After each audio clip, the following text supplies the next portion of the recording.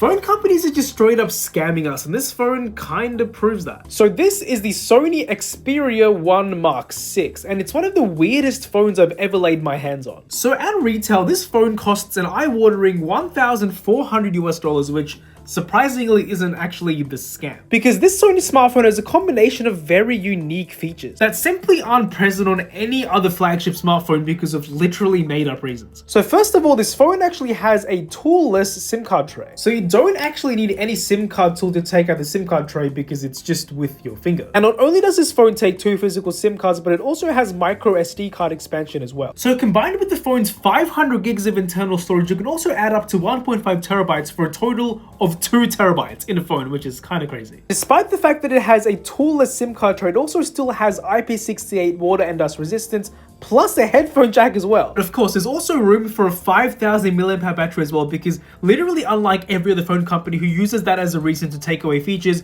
there's still enough room in the phone to have all the features you need. And of course, you can't forget the cameras, because like normally you have the wide and the ultra wide on the top, but on the bottom we have an actual zoom camera. And it's not the same as a zoom camera on something like an S25 Ultra, where there's just a static sensor which digitally crops in, where the image gets significantly worse as you go through the zoom range. But the zoom camera on this physically moves, like it's an optical zoom camera. So just like an actual camera lens, the optics inside actually move to facilitate a longer reach. So everything from between 3.5x to 7.1x is actually just all optical zoom.